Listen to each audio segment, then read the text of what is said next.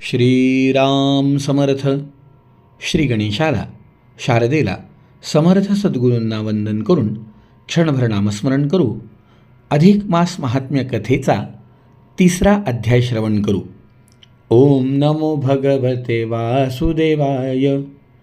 ओम नमो भगवते वासुदेवाय. ओम नमो भगवते वासुदेवाय. ओम नमो भगवते वासुदेवाय. ओम नमो भगवते वासुदेवाय. गोपाल कृष्ण भगवान की जय. श्रोते हो नमस्कार. सूतांची स्वारी शौनकादिक मुनींना अधिक मास महात्म्य सांगत असताना भगवान विष्णू परमात्मा आणि लक्ष्मी यांच्यातील संवाद सांगत होती. महर्षी म्हणाले, ज्या वेळेला भगवंतांनी अधिक मास महात्म्य सांगत असताना जगदंबेला या महिन्यामध्ये माझे स्वरूप असलेले द्विज म्हणजे ब्राह्मण यांचं पूजन अर्चन दान धर्मादी विधी सांगितला, त्यावेळेला लक्ष्मी मातेने विचारलं की ज्यांच्यामध्ये दान धर्म करण्याची, उपवासादी करण्याची क्षमता नाही, सामर्थ्य नाही, त्यांनी काय करावं. त्यावेळेला भगवंतांनी गोसेवेचं महात्म्य सांगितलं. हे महात्म्य सांगत असताना भगवान विष्णू परमात्मा लक्ष्मीला म्हणाले, ऐक लक्ष्मी सावधान, मागे निरोपिले गोदान, परी ते पाहिजे सुलक्षण, अलक्षण नसावे. भगवान म्हणाले, लक्ष्मी, गोसेवा, गोदान अत्यावश्यक करावं, पण हे करत असताना सगळ्यात महत्त्वाची गोष्ट आहे की ती गाय सुलक्षण असावी, अलक्षण नको. ती सुंदर असावी, पौष्टिक असावी, वरी सवत्सक, ती वत्सासह असावी, दूध देणारी असावी. रोड अथवा रोगिष्ट, रोड असेल, रोगिष्ट असेल, मृतवत्स नसावे स्पष्ट, किंवा वंध्या असोनी वरिष्ठ, कामा नये दानाते. गोसेवा करत असताना ठीक आहे, पण जेव्हा गोदान करायचं त्यावेळेला ती रोगिष्ट नको, ती वंध्या नको. रोग व्याप्त शरीरी, ती कोणत्याही रोगाने व्याप्त असू नये. दुग्धन देती तिळभरी, ऐसी धेनू दानाते निर्धारी, योग्य सुंदरी नसे पै. लातरी खैरेंडी वरी, एक शृंगी नसावी तरी, आपुले पय आपण प्राशन करी, पान्हा चोरी दोहिता. अशा लक्षणांची गाय असेल तर ती गाय दान करू नये. सुलक्षणी गाय दान जर केली तर भगवान म्हणाले, ऐसी दिधलिया दान, तेणे संतोषे जनार्दन, मग ते पावते मोक्ष सदन, यासी संदेह जाण असे ना. लक्षणयुक्त जर गोदान केलं तर निश्चितच मला म्हणजे परमात्म्याला आनंद होतो. आणि हो लक्ष्मी, यातही सगळ्यात महत्त्वाची गोष्ट अशी आहे, अपात्री केलिया दान, तरी ते नरकासी कारण, म्हणून सत्पात्री ब्राह्मण, पाहोनी दान पै द्यावे. दान देत असताना सत्पात्र आणि अपात्र या गोष्टी फार महत्त्वाच्या आहेत की ज्यावर आपण आधी चर्चा केली आहे. दान करत असताना सगळ्यात महत्त्वाची गोष्ट कोणती आहे तर आपण ज्याला दान देणार आहोत त्याच्यामध्ये आपल्याला आशीर्वाद देण्याची क्षमता पाहिजे. आणि त्याच्यामध्ये आशीर्वाद देण्याची क्षमता केव्हा असेल, ज्या वेळेला दान घेणारी व्यक्ती ही शास्त्रसंमत आचरण करत असेल. त्याच्या आचरणामध्ये नित्यस्नान, संध्या, देवतार्चन, दान, यज्ञ आणि भूतदया हे सगळ्यात महत्त्वाचं आहे. अहो, शास्त्रकारांनी दान घेणाऱ्यासाठी आवर्जून लक्षणं सांगितलेत. यजमान हात जोडून आधी प्रार्थना करणार की आपण आमच्याकडे दान घ्यायला आलायत किंवा आपण आमच्याकडे योग्य ते भगवतचिंतन आमच्याकडनं करून घेण्यासाठी आला आहात, तर आपण कसे असाल तर व्रत, जप, नियम, तपहा, स्वाध्याय, क्रतू. आपण व्रत, जप, नियम, तपहा आणि स्वाध्याय करणारे आहात. त्याबरोबर दया, दम, दान, विशिष्टानां सर्वेषां ब्राह्मणानां मनः समाधियताम. आपल्या मनामध्ये समाधान वास्तव्य करत असेल असे आपण सर्वतोपरी भूदेव द्विज आमच्यावर प्रसन्न आहात का? अर्थात आपण हे सगळं करणारे आहात हे अपेक्षित आहे. म्हणून तर शास्त्रकारांनी सत्पात्री दान करायला सांगितलं. सत्पात्र दानात भवे धनाढ्य. सत्पात्री दान केल्याचं फळ तर योग्य ते फळ प्राप्त होतं, पण कुपात्र दानात भवे दरिद्री. कुपात्री दान केलं तर निश्चितच त्याचं दुःखही आपल्याला भोगावं लागणार. खरं सांगायचं ना मंडळी, तर दान ही संकल्पना वेगळी आहे आणि मदत ही संकल्पना वेगळी आहे. शास्त्रामध्ये दान करायला सांगितलं ते आशीर्वाद प्राप्त होण्यासाठी. अर्थात जेव्हा आपण एखाद्याला मदत करतो तर त्याचं अंतःकरण आपल्याला आशीर्वाद देणारच, पण ते दान नाही, ती मदत आहे. आणि मदत निर्वासितांना केल्या जाते, मदत ही गरजूंना केल्या जाते, पण दान सत्पात्र व्यक्तीला व्हावं. अर्थात किमान आपण दिलेलं दान हे त्यांनी विनियोग व्यवस्थित रीतीने करावा एवढं तर अपेक्षित ठेवाल की नाही, एवढं तरी अपेक्षित ठेवलंच पाहिजे. शेवटी सगळ्यात महत्त्वाची श्रद्धा आणि विश्वास. आपण आपल्या श्रद्धेने, विश्वासाने आणि भगवंतावरती असलेल्या निष्ठेने योग्य त्या ठिकाणी योग्य तो विवेकाने निर्णय घेऊन आपण आपलं कार्य करत राहणं अपेक्षित आहे. पण भगवान म्हणतात, सांगायचं तर अपात्री केली दान तरी ते नरकासी कारण. म्हणून सत्पात्र व्यक्तीला दान होणं हे महत्त्वाचं आहे. गोदान का महत्त्वाचं आहे किंवा गोसेवा का महत्त्वाची आहे, तर लक्ष्मी गावो यज्ञस्य नेत्रे वै गावो यज्ञस्य वै मुखम अमृतन्य क्षयं दिव्यं क्षीरं गावो वहन्ति च. अहो हे धेनू यज्ञाचे नेत्र आणि यज्ञमुख स्वतंत्र, परुषे अमृत क्षीर मात्र, जे दुर्लभ सुराते. देवांनाही दुर्लभ असं अमृत गोमातेपासून प्राप्त होतं. म्हणून गोसेवेला, गोदानाला अत्यंत महत्त्व आहे. भगवान म्हणाले, लक्ष्मी अग शृंगमूले गवान्नित्यं. गाईच्या शिंगाजवळ ब्रह्मा विष्णू समाश्रितौ. स्वतः ब्रह्मा विष्णू यांचं वास्तव्य आहे. शृंगाग्रे सर्व तीर्थानि स्थावराणी चराणी च. सगळे तीर्थ या शृंगाच्या अग्रामध्ये आहे. हे ऐकलं लक्ष्मीनी आणि श्रोते हो, लक्ष्मीने भगवंताला प्रश्न विचारला.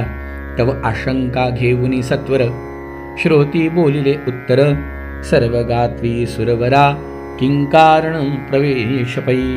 तेव्हा भगवंतांनी सांगितलं, यदर्थी इतिहास बरवा. एक इतिहास आहे. लक्ष्मी पौलव्य ऋषी तप करत होते. कष्टविले जे स्वशरीर तप अपार आचरिले. त्यांच्या तपाचं सामर्थ्य भय उपजले वासवाते. इंद्राला भीती वाटली. मग काय हो, नेहमीप्रमाणे इंद्राणी अनेक वेळा जे कृत्य केलं तेच या पौलव्य ऋषींच्या यज्ञामध्ये, त्यांच्या तपश्चर्येमध्ये विघ्न आणण्यासाठी त्यांनी अप्सरांना प्रेरणा दिली. बरं, अप्सरांनी सुद्धा त्याला आवर्जून सांगितलं की इंद्रा तू म्हणतोय पण ऐक. अप्सरा म्हणती अमरेशा तपाते क्षय की जय कैसा. परम कोपिष्ट ऋषिराजसा देखता आम्हा शापील. इंद्रा, अरे तुझं ठीक आहे, पण त्यांची तपश्चर्या भंग केल्यावरती त्यांच्या कोपाला आम्हाला सामोरं जावं लागेल. नव्हे कदाचित ते ऋषी आम्हाला शापही देतील. इंद्राचा नेहमीप्रमाणे स्वभाव. त्यांनी बघितलं, बघू पुढचं पुढे, पण तुम्ही आधी जाऊन त्या पौलव्य ऋषींच्या तपामध्ये व्यत्यय आणा. मग काय हो, आता देवांगना अप्सरा आल्या. त्या हात जोडून पौलव्य ऋषींच्या समोर उभ्या राहिल्या. त्यावेळेला ऋषींनी विचारलं, का आपण का इथे आलात? त्यावेळेला सत्य घटना त्यांनी कथन केली. मग काय हो, ध्यान विसर्जनी मुनी तया ते देखिले नयनी, मग पुसे तया लागुनी किमर्थ कलह मांडिला.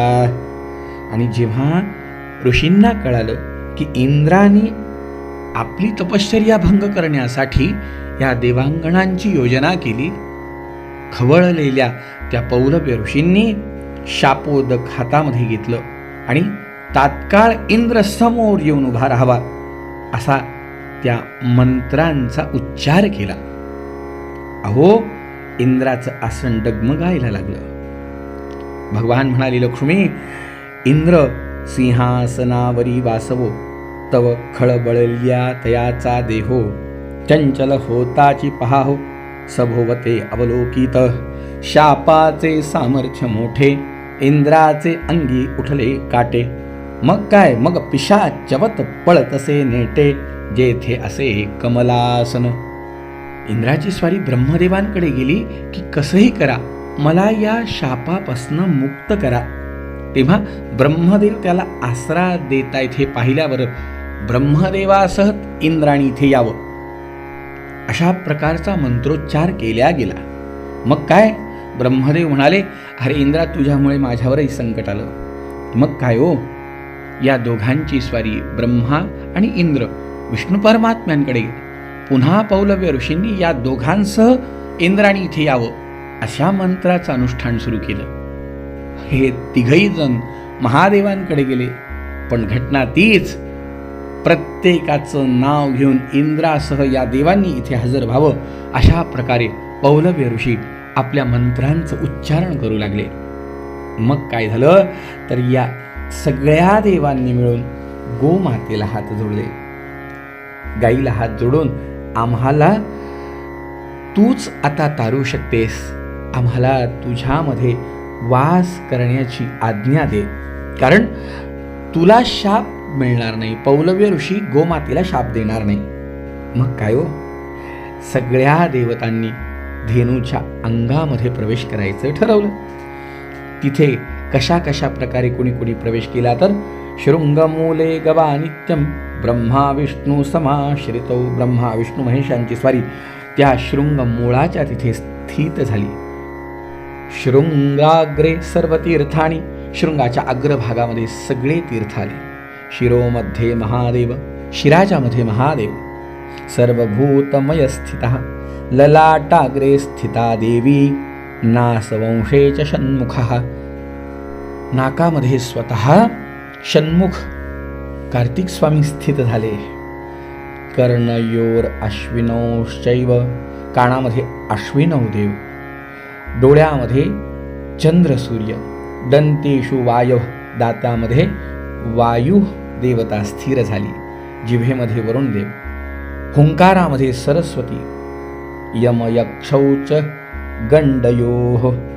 प्रत्येक देवता गायीचा आश्रय घ्यायला लागली. साक्षात गंगाच गोमूत्रम, गंगेने गोमूत्रामध्ये वास केला. गोमय शेणामध्ये यमुनेनी वास्तव्य केलं. आणि त्रयस्त्रिंशत्तु देवानां कोट्यो रोम सुसंस्थिताः. प्रत्येक रोम रोमामध्ये प्रत्येक देवता जाऊन बसली. मग काय हो, तेव्हापासनं 33 कोटी देव गंगा यमुनादी तीर्थांचं गायीमध्ये वास्तव्य करते झाले. इकडे पौलव्य मुनी बघतायत, हे आणखीन काय येत नाही. निरखून पाहिलं तर हे सगळे त्या धेनूच्या अंगामध्ये पाहिले. मग विवेक आठवून अंतरी, ऋषींच्याही लक्षात आलं आपण उगीच चिडलो. त्यावेळेला त्यांनी त्या गाईला नमस्कार केला आणि आपला क्रोध शमन केला आणि सगळ्या देवांना मुक्त केलं, शाप दिला नाही. अशा प्रकारे गोमातेनी सगळ्या देवांना आपल्या शरीरामध्ये आश्रय दिला. म्हणून लक्ष्मी, या अधिक मासामध्ये गायीची सेवा फार महत्त्वाची आहे. शक्य झालं तर गोदानही महत्त्वाचं आहे, पण ते नाही शक्य झालं तर ती गोधूळ आपल्या कपाळाला लावी, गायीला प्रदक्षिणा घालावी. शक्य झालं तर गायीची शेपटी आपल्या डोक्यावरती झाडून घ्यावी. शक्य झालंच तर रोज गोग्रास द्यावा, रोज गाईला चारा पेंढी धान्य नेऊन द्यावं. आणि नाही शक्य झालं तरी महिनाभरासाठी घरी आपल्या गोग्रासाप्रीत्यर्थ यथाशक्ती द्रव्य दक्षिणा जमा करावं आणि महिन्यातनं एकदा का होईना पण प्रत्यक्ष गोशाळेला भेट देऊन आपल्या हाताने यथाशक्ती गोग्रास समर्पण करावा. श्रोते हो, हे जरी जमलं तरी भगवान म्हणाले, लक्ष्मी निश्चितच माझी कृपा त्या माझ्या भक्तावर असणारच आहे. त्यामुळे ज्यांना दानधर्म करणं शक्य नाही त्यांनी गोसेवेमध्ये सुद्धा आपली सेवा समर्पण करून भगवत कृपा प्राप्त करून घेण्याचा प्रयत्न करावा.